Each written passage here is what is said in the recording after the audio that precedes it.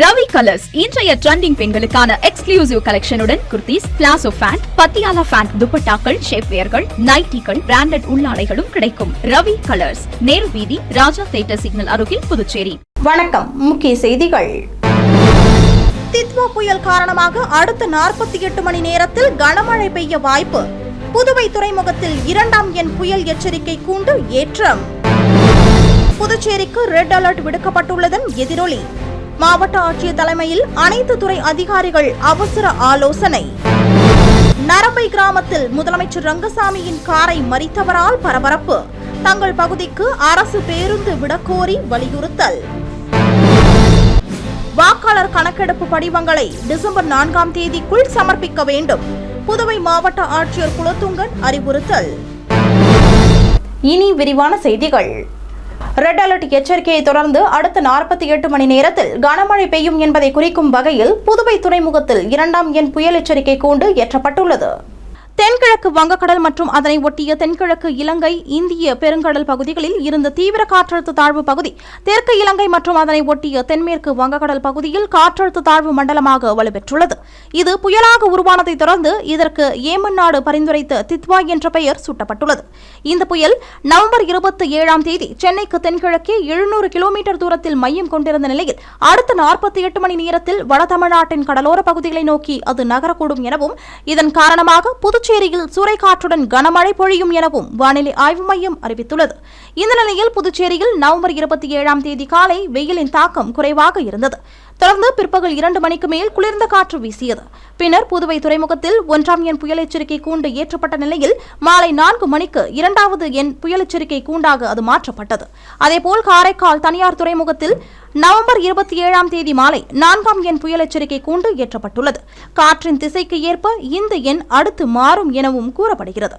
மேலும் புயல் எச்சரிக்கை தொடர்பாக பேசியுள்ள மீன்வளத்துறை இயக்குநர் முகமது இஸ்மாயில், இந்திய வானிலை மையம் அறிவிப்பின்படி நவம்பர் 28ஆம் தேதி முதல் அடுத்த மாதம் டிசம்பர் 1ஆம் தேதி வரை தமிழக கடலோர பகுதிகள், மன்னார் வளைகுடா மற்றும் குமரி கடல் பகுதிகளில் சூறைக்காற்று மணிக்கு 45 முதல் 55 கிலோமீட்டர் வேகத்திலும் இடையிடையே 65 கிலோமீட்டர் வேகத்திலும் வீசக்கூடும் என்று தெரிவித்துள்ளார். மேலும் இது அடுத்த 12 மணி நேரத்தில் புயலாக உருவாகக்கூடும் எனவும் இதன் காரணமாக புதுவை காரைக்காலில் உள்ள மீன்பிடி விசைப்படகு மற்றும் நாட்டுப்படகு மீனவர்கள் நவம்பர் 28ஆம் தேதி முதல் மறு அறிவிப்பு வரும் வரை கடலுக்கு மீன்பிடிக்க செல்லக்கூடாது எனவும் மீனவர்கள் யாராவது ஆழ்கடல் பகுதியில் மீன்பிடித்துக் கொண்டிருந்தால் உடனடியாக கரைக்கு திரும்ப வேண்டும் என்றும் அவர் கேட்டுக் கொண்டுள்ளார். மேலும் மீன்வளத்துறை எச்சரிக்கையை தொடர்ந்து புதுச்சேரி தேங்காய் திட்டு துறைமுகத்தில் விசை படகுகள் மற்றும் ஃபைபர் படகுகள் பாதுகாப்பாக நிறுத்தி வைக்கப்பட்டுள்ளது. இதேபோல் வங்கக்கடல் பகுதியில் காற்றழுத்த தாழ்வு மண்டலம் காரணமாக புதுச்சேரி கடல் சீற்றத்துடன் காணப்பட்டது. புயல் காரணமாக புதுச்சேரிக்கு ரெட் அலர்ட் விடுக்கப்பட்டிருக்கும் நிலையில் பேரிடர் மேலாண்மை துறை ஆணையரும் மாவட்ட ஆட்சியருமான குலத்துங்கன் தலைமையில் அவசர ஆலோசனைக் கூட்டம் நடைபெற்றது. இந்திய அரசின் வானிலை மையத்தின் அறிவிப்பின்படி தென்மேற்கு வங்கக்கடல் பகுதிகளில் தித்வா புயல் உருவானதை தொடர்ந்து புதுச்சேரிக்கு ரெட் அலர்ட் விடுக்கப்பட்டுள்ளது. இந்த நிலையில் வரும் சனி மற்றும் ஞாயிற்றுக்கிழமை அதி கனமழை பெய்ய வாய்ப்பு உள்ளதால் பேரிடர் மேலாண்மை துறை ஆணையரும் மாவட்ட ஆட்சியருமான குலோத்துங்கன் தலைமையில் அவசர ஆலோசனைக் கூட்டம் நடைபெற்றது. இதில் அனைத்து கொம்யூன் பஞ்சாயத்து ஆணையர்கள், காவல்துறை அதிகாரிகள் உள்ளிட்டோர் கலந்து கொண்டனர். இந்த கூட்டத்தில் ஒவ்வொரு துறையும் எடுக்கப்பட வேண்டிய நடவடிக்கைகள் குறித்து மாவட்ட ஆட்சியர் விரிவாக எடுத்துரைத்தார். அதன்படி சம்பந்தப்பட்ட முக்கிய துறைகளில் கட்டுப்பாட்டு அறை அமைக்க வேண்டும் என்றும் நகரம் மற்றும் கிராமப்புறங்களில் உள்ள அனைத்து வாய்க்கால்களிலும் உள்ள அடைப்புகளை நீக்க வேண்டும் என அறிவுறுத்தினார்.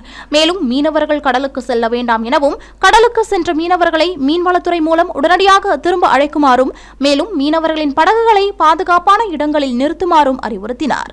மேலும் பொதுப்பணித்துறை தேவையான மோட்டார் பம்ப் செட்டுகளை அந்தந்த கொம்யூன்களிலும் தயார் நிலையில் இருக்க வேண்டும் எனவும் குடிமைப் பொருள் வழங்கல் துறை மூலம் தாழ்வான பகுதிகளில் தேவையான உணவுகளை தயார் செய்து தர தயார் நிலையில் இருக்க வேண்டும் எனவும் கேட்டுக்கொண்ட அவர் தாழ்வான பகுதியில் இருக்கும் பொதுமக்கள் பாதுகாப்பான இடங்களில் தங்குவதற்கு ஏற்பாடு செய்யும்படியும் கேட்டுக்கொண்டார்.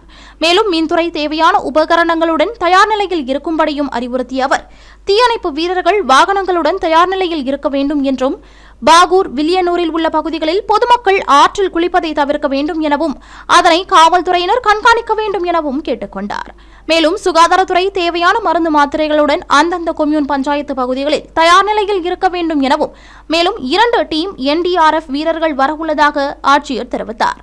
அதனைத் தொடர்ந்து அனைத்து துறைகளும் ஒருங்கிணைந்து பொதுமக்களுக்கு எந்தவித பாதிப்பும் இல்லாமல் 24 மணி நேரமும் பணிபுரிய ஆட்சியர் அறிவுறுத்தினார்.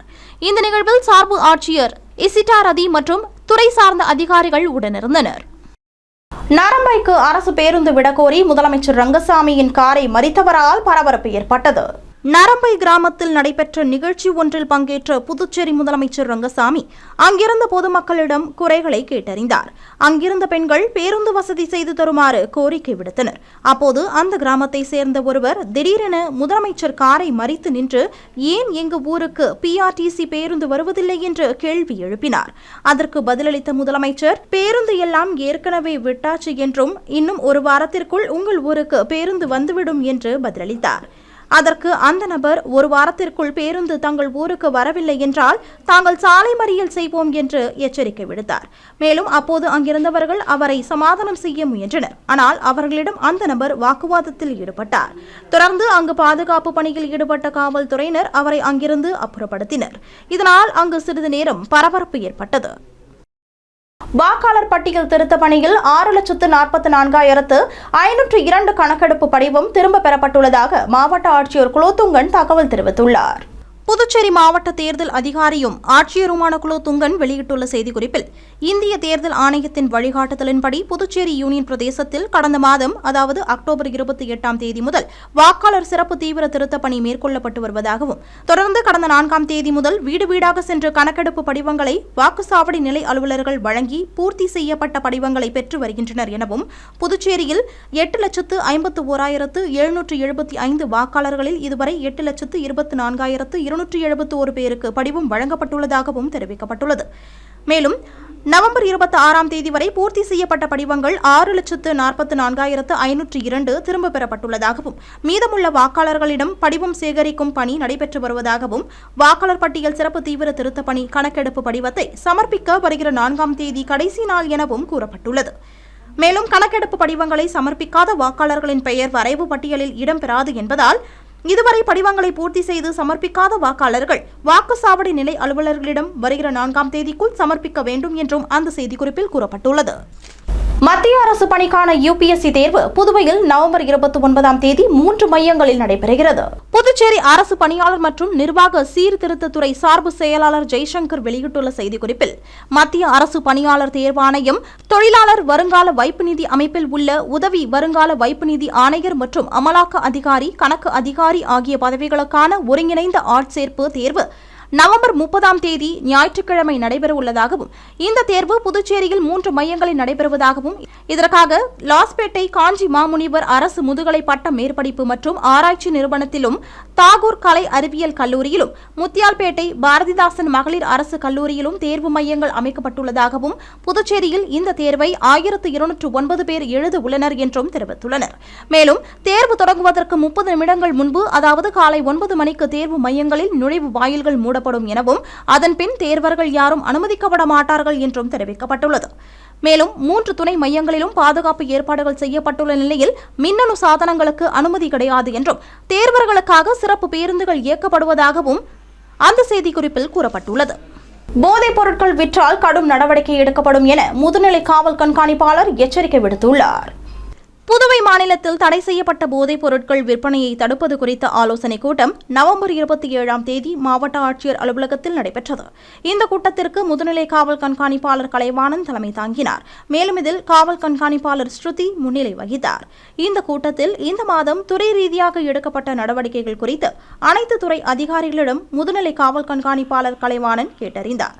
அதனைத் தொடர்ந்து பேசிய அவர் மக்கள் அதிகம் கூடும் பேருந்து நிலையம் கடற்கரை சாலை உள்ளிட்ட இடங்களில் போதைப் பொருட்கள் எதிரான விழிப்புணர்வு நிகழ்ச்சியை நடத்த வேண்டும் என்றும் அனைத்து பள்ளி கல்லூரிகளிலும் மாணவர்களுக்கு போதை பழக்கத்தின் தீமைகள் குறித்து பல்வேறு விழிப்புணர்வு நிகழ்ச்சிகள் நடத்தப்பட வேண்டும் எனவும் அனைத்து துறை அதிகாரிகளும் ஒருங்கிணைந்து புதுச்சேரி மாநிலத்தை போதையில்லா மாநிலமாக மாற்ற ஒத்துழைக்க வேண்டும் என்று அவர் கூறினார். மேலும் குடியிருப்பு பகுதியில் பள்ளி கல்லூரிகளுக்கு அருகிலும் 100 மீட்டருக்குள் நடத்தப்படும் பெட்டி கடைகளில் அடிக்கடி சோதனை நடத்தப்பட வேண்டும் என்றவர் போதைப் பொருள் விற்பவர்கள் மீது கடுமையான நடவடிக்கை எடுக்க வேண்டும் என்றும் கூறினார். இந்த கூட்டத்தில் காவல்துறை, வருவாய்த்துறை, கல்வித்துறை, சமூக நலத்துறை, மீன்வளத்துறை, கடலோர காவல்படை உள்ளிட்ட அனைத்து துறை அதிகாரிகளும் கலந்து கொண்டனர். விவசாய அட்டைகளை ஆதாரமாக கொண்டு விவசாயிகளுக்கு பருவகால பயிர்க்கடனை வழங்க வேண்டும் என்று அமைச்சர் தேனி ஜெயக்குமார் அறிவுறுத்தியுள்ளார். புதுச்சேரி ராஜீவ்காந்தி சிலை சதுக்கம் அருகே உள்ள தனியார் ஹோட்டலில் மாநில வங்கியாளர்கள் கூட்டம் நடைபெற்றது. இந்த கூட்டத்தில் வேளாண் மற்றும் விவசாயிகள் நலத்துறை அமைச்சர் தேனி ஜெயக்குமார் கலந்து கொண்டு ஸ்மார்ட் விவசாயிகள் அடையாள அட்டை வழங்கும் திட்டத்தை தொடங்கி வைத்தார். அதனைத் தொடர்ந்து பேசிய அவர், வேளாண் துறையின் சேவைகளை வங்கிகள் ஆதரிக்க வேண்டும் என்றும், வங்கிகள் தங்கள் சமூக பாதுகாப்பு நிதியில் இருந்து விவசாயிகளுக்கு சிறு வேளாண் உபகரணங்கள் வழங்கிட முன்வர வேண்டும் எனவும், அது மட்டுமல்லாமல் ஸ்மார்ட் விவசாய அடையாள அட்டையினை ஆதாரமாக கொண்டு விவசாயிகளுக்கு பருவகால பயிர்க்கடன் வழங்க முன்வர வேண்டும் என்று அவர் கூறினார். இந்த விழாவில் புதுச்சேரி அரசு நிதி செயலாளர் கிருஷ்ணமோகன் உப்பு, வேளாண் துறை செயலாளர் யாசின் முகமது சௌத்ரி, இந்தியன் வங்கியின் இயக்குநர் பஜ்ரங் சிங், நபார்டு வங்கியின் பொது மேலாளர் டாக்டர் ஹரி கிருஷ்ணராஜ், ரிசர்வ் வங்கியின் பொது மேலாளர் ராஜ்குமார் உட்பட பலர் கலந்து கொண்டனர். விவசாயிகளுக்கு வழங்கப்பட்டுள்ள ஸ்மார்ட் அடையாள அட்டை மூலம் துறையின் அனைத்து சேவைகளையும் பெற முடியும் என்பது குறிப்பிடத்தக்கது. குளிர்காலம் தொடங்கியுள்ள நிலையில் புதுவை அண்ணா சாலையில் குல்லா, ஸ்வெட்டர் போன்றவற்றின் விற்பனை சூடுபிடிக்க துவங்கியுள்ளது. புதுச்சேரியில் கோடை காலம் முடிந்தும் கடுமையான வெயில் வாட்டி வதைத்து வந்த நிலையில் தற்பொழுது மழை பெய்ய துவங்கியுள்ளது. இதனிடையே பனிப்பொழிவும் இருந்து வருவதால் கடுமையான குளிர்காற்று வீசி வருகிறது. இதன் காரணமாக வெளியில் செல்லும் மக்கள் குளிர்ந்த காற்றில் இருந்து காத்துக்கொள்ள ஜர்கின், ஸ்வெட்டர் போன்ற குளிர்கால ஆடைகளை பயன்படுத்தி வருகின்றனர். இதன் காரணமாக புதுச்சேரியில் குளிர்கால ஆடைகளான குல்லா, ஸ்வெட்டர் போன்றவற்றின் விற்பனை அதிகரித்துள்ளது. குறிப்பாக புதுவை அண்ணா சாலையில் போடப்பட்டுள்ள குளிர்கால ஆடைகள் விற்பனை செய்யும் கடையில் பல வண்ணங்களில் பல்வேறு டிசைன்களில் இறக்குமதி செய்யப்பட்டுள்ள குளிர்கால ஆடைகளின் வியாபாரம் சூடுபிடிக்க துவங்கியுள்ளது. இதுகுறித்து கூறியுள்ள கடை வியாபாரி, குழந்தைகள் முதல் பெரியவர்கள் வரை அணியும் குல்லா 30 ரூபாய் முதல் 120 ரூபாய் வரையும், ஸ்வெட்டர் 700 ரூபாய் முதல் உள்ளது என்றும் ரகத்திற்கு தகுந்தாற் போல் விற்பனை செய்யப்படுவதாகவும் கூறினார். பஞ்சாப்லேருந்து வருது, 30 ரூபாயிலேருந்து இருக்கு. 30 ரூபாயிலேருந்து சொற்ற ஐட்டங்கள் இருக்கு. ஒரு 700 ரூபாய், 800 ரூபாய், குவாலிட்டிக்கு தகுந்த மாதிரி இருக்கு. கேப் ஐட்டம்லாம் இருக்குது. கேப் ஐட்டம் 50 ரூபாயிலேருந்து இருக்குது. 50 ரூபாயிலேருந்து 150 மட்டும் இருக்குது. குழந்தைங்க கேப் ஐட்டம்லாம் இருக்குது. மற்றபடி சொற்ற ஐட்டங்கள் எல்லாம் இருக்குது. குழந்தைங்க சொற்று எல்லாமே இருக்குது. குழந்தைங்கள்லேருந்து பெரியவங்க மட்டும் எல்லாருக்குமே இருக்குது. ரேட் வந்து உங்களுக்கு 30 ரூபாயிலேருந்து இருக்குது சார். மக்கள் அதிகமாக வாங்கிட்டு போகிறாங்க. இந்த சீசன் டயத்தில் வாங்கிட்டு போகிறாங்க. சீட்டு நடத்தி 1 கோடி ரூபாய் மோசடி செய்த உடற்பயிற்சி கூட உரிமையாளரை காவல்துறையினர் கைது செய்தனர். முதலியார்பேட்டையை சேர்ந்த வைரமணி என்பவர் 45 அடி சாலையில் பிரபல உடற்பயிற்சி கூடம் நடத்தி வருகிறார். மேலும் மாத சீட்டும் நடத்தி வந்துள்ளார். அவரிடம் புதுச்சேரியை சேர்ந்த முருகன் என்பவர் கடந்த 2024ஆம் ஆண்டு அக்டோபர் மாதம் முதல் 25,25,000 ரூபாய் ஏல சீட்டு கட்டியுள்ளார். சீட்டு காலம் முடிந்த பின்னரும் வைரமணி பணத்தை திருப்பிக் கொடுக்கவில்லை என்று கூறப்படுகிறது.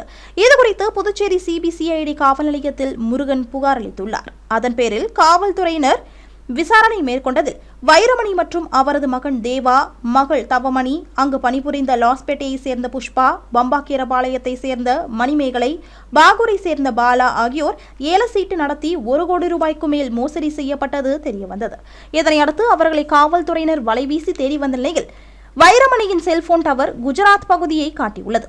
இதனால் தனிப்படை காவல்துறையினர் அங்கு விரைந்து செல்போன் இருக்கும் இடத்தை கண்டுபிடித்துள்ளனர்.